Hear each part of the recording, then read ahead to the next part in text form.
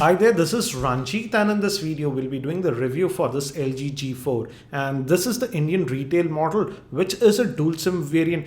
And I won't be going over the physical overview and other aspects of this device, the general specs. I've already done that in my unboxing video, so you should check out that for more details. I've also posted dedicated videos regarding the gaming performance and camera. Again, links for those videos will be in the YouTube show notes. And I would say I'll also make some references to the LG G3 because last year I had used the LG G3 for about 3 months, so I will be comparing with that also some references. And I have to say this LG G4 is a upgrade over the LG G3, and the thing that is really a highlighting point about the LG G4 is the camera.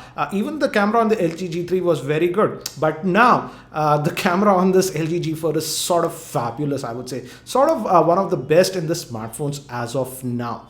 And I would say it looks, and the screen size is the same. It sports a 5.5 inch screen, just like the LG G3. But now this display is actually a lot more vibrant and the contrast levels are very good. It's a pretty bright display. I'm not at full brightness, but if you go to full brightness also, it is pretty bright. And I have to say the Quad HD display on this LG G4 is among the best. The S6 also had a great display, and this LG G4 also has the best display that we have seen on smartphone. LG likes to call this quantum display, and just forget the marketing term. It's just a great display. Everything looks really crisp on it, and the in-hand feel is again very similar to the LG G3, but I feel that the corners are a little bit sharp to my liking. I felt that the LG G3 was a lot more comfortable in the hand, and as I've told you, the camera is the highlighting factor about this device, and I have to say the camera performance was very good, and LG has really enhanced the camera performance. As you can see from the sample shots, the sample shots that we have taken are actually very good, and again, even in low lighting and indoor lighting, it does not disappoint. And I have to say the camera performance is the best that I've seen on a smartphone till date. But when we move to the front facing camera, I would say the front facing camera is just okay-ish.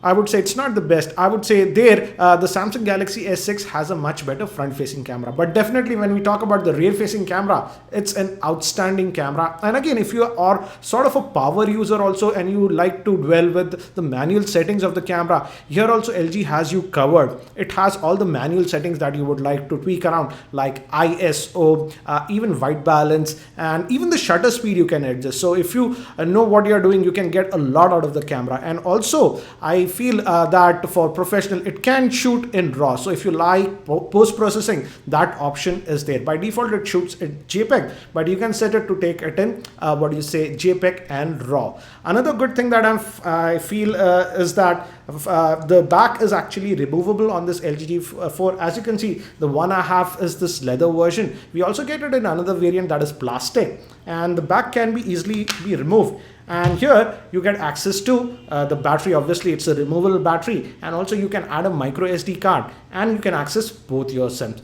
In this Indian variant we have 2 SIM slots, but the first SIM is 4G compatible, whereas the second SIM is just 2G and 3G compatible. Now let me actually break down this device between the pros and cons so that you get a better idea. So this is the LG G4, and let's quickly break it down, and let's start with the pros of the device. And the first thing that I like is how responsive the device is. If you have used the LG G3, the UI was actually pretty laggy on the LG G3, but that's not the case with this G4. For the most part, I would say 99% of the time, it is very responsive and it handles everything. Even multitasking is actually very good and smooth on this device. So I'm very happy with the smoothness of this device, and if you're coming from the LG G3, you'll really appreciate the responsiveness that is offered on this LG G4. And this LG G4 used the new Snapdragon 808 processor, which is a 6-core processor. And I have to say, with regular day-to-day usage, I did not face any excessive heating with this device. But in terms of gaming, it's a little bit different. I'll talk about that in the cons. And again, when we talk about the screen, again, as you can see, the screen quality is really nice on this device, and everything looks very crisp on this device. It's a very good quality screen, and it's a very sharp screen, and kudos to LG for that. And in terms of brightness also, it is really bright. And if we start comparing it with the LG G3, the LG G3, though it also had a quad HD display, the contrast levels were not that excellent on the G3, but here the contrast levels, everything are really good, and the pictures that you take and you look, everything looks really nice on the device. So full marks for the display. Now if we talk about the loudspeaker, though this G4 still has a single mono speaker, but the speaker output is very good and it's loud and clear. When we also talk about the sound output via the headphone jack, I tested it with various headphones. The sound output via the headphone jack is also really nice. Now, if we talk about the UI, in terms of customization also, this LG G4 offers us a lot of options. For example, if you notice in my default app tray, now I have a lot more icons. You can easily drag icons over here. Default, you'll just have 4, but you can drag up to 7, I believe. So again, in terms of customization, it offers a lot of options, and you can even customize the keyboard height if you want. So the level of customization that is offered is very good, and you can tweak a lot of that settings. In fact, you can also tweak the items that you want here on this navigation bar. You can add and actually remove stuff. So the level of customization offered is very good. But again, I still don't like some of the things in this UI. I'll talk about that in the cons. We are talking about the pros as of now.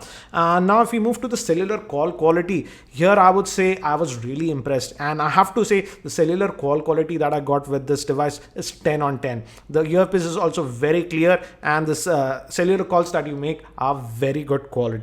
Also, I do like the fact that the back is easily openable, so you can easily add a micro SD card and swap the batteries if required. Sadly, the trend of new phones not having that is a sad thing, but this feature is there on the LG G4. Also, if you notice closely, the screen is actually slightly curved. It's not as curved as the G Flex 2, but that offers, when you're talking, it feels actually very comfortable. Even if you hold the phone in your hand, it feels comfortable. And again, like the LG G3, these buttons are on the back. So the phone has very thin bezels. Now let's move to the cons, or the things that I did not like on this LG G4. I feel the LG G4 feels a little bit on the larger side, and again, as I mentioned earlier also, these edges are actually pretty sharp, so they dig into you. I feel the LG G3 was a more comfortable handset to hold. That's my personal experience. One thing that I have noticed is that in terms of Wi-Fi reception, the Wi-Fi reception is actually pretty weak on the LG G4. I wouldn't say it's really bad, but it's sort of weak. In a particular area in my house where I just get about 2 bars with almost every smartphone out there, this LG G4, I was only getting 1 bar, and in an area where I used to get just 1 bar, this LG G4 was simply not able to latch onto the Wi-Fi. So definitely the Wi-Fi reception is on the weaker side. Now, if we talk about the battery, though the battery is user replaceable and it's a 3000 milliamp hour battery, but the battery life that I was getting on this device is simply not that good. I was sort of disappointed. I've expected a lot better battery life on this LG G4. To talk about it, let's say this is around 12%, as you can see, and this is my typical usage. And if you notice with the, let me show the on-screen time. The max on-screen time that I was able to get is around 3 hours. And with the typical usage, let me show you more usage graphs. And as you can see, on an average, I was just able to get about 2.5 hours of battery life out of this. That's the screen on time at the end of the day. So definitely, I would say I expected a lot better battery life, but the battery life that I was getting on this G4 is sort of disappointing for a dual SIM device. Again, I did all my testing with just a single SIM, and I feel it's a software bug. So again, as you can see, this is the battery stat. Many times when you open apps and run in a background, when you end those apps, I notice that those apps do not end and you have to manually stop them. So LG needs to work on this, and it's been 3 weeks since I've been using this, and I thought they will release a software update, but that hasn't come. I hope that the battery life improves, but as of now, I would say the battery life is just sort of average. Screen on time I get is just between 2.5 to max of around 3 hours. Also, this LG G4 does not have any built-in wireless charging. So if you want to enable wireless charging, you have to replace this back cover. Also, as I mentioned, some of the UI elements are not very polished. For the most part, it is a very responsive UI, but sometimes when the multitasking app, I notice minor lags at time. And one place where I notice annoyance is it has an IR blaster, and you can use this to control devices like television, etc., and that works. But many times when you open this remote app, first time if you hit, as you can see, it's reloading. That happens a lot. It should not happen on a high-end handset. And now it will work. The remote will work fine if I use it. But again, let's say after 20 minutes, if I want to use the remote, the first time I hit, it just does not come. It just reloads. So LG needs to seriously work on software optimizations. And these are some of the small bugs that I have noticed. The keyboard, I really like the keyboard. Let me actually show you. The keyboard is really nice and it's adjustable. And most of you will actually like this keyboard, but I would say very few times, I did notice some minor lag in the default keyboard. Also, when we talk about gaming, I did quite a bit of gaming with this device, and it could run most of the games, but Mortal Kombat X, it simply did not run. And the good thing is that many of the high-end games also, it could run without any issues and without any noticeable lag. But after about 15 minutes of gaming or so, the device gets a little bit hot. This is what I've noticed. It can touch almost about 51 to 52 degrees centigrade, which is pretty hot. And I asked Ash about it. Ash has a single SIM international variant of the LG G4, and he said that his device was not touching over 47 degrees even with extended gaming. But this dual SIM variant that we are getting in India is certainly getting hot. It can touch up to 51 to 52 degrees centigrade with extended gaming. So what do I feel about this LG G4? As you have seen, this LG G4 has to be one of the best smartphones of this year. But again, it's not a perfect smartphone. I would say the highlighting factor for this LG G4 is the camera. The camera is amazing on this LG G4. And if you're a sort of a person who takes a lot of pictures, then the LG G4 should be on your priority list. Also, if you're looking for a high-end device with dual SIM functionality, then this LG G4 is the device for you. But again, it's not perfect, and these are some of the flaws that I have noticed. I would say the battery life was just strictly average for a dual SIM device. Also, as I mentioned, the UI needs some improvement. There are some bugs that I've noticed, which is not very great for a flagship device to have, because now HTC and even Samsung have caught up with the software department. Here I feel LG needs to work, and I hope with future software updates, some of the bugs that I had mentioned should be solved. Also, I do not like the fact that this leather back is sort of optional. You have to spend a little bit more for the leather back. And I seriously don't like the fact that LG cheaped out, because the charger that is supplied with the LG G4, though it supports Qualcomm quick charging too, and the charger supplied does not support Qualcomm quick charging. So if you want quick charging, you have to go with aftermarket quick charger.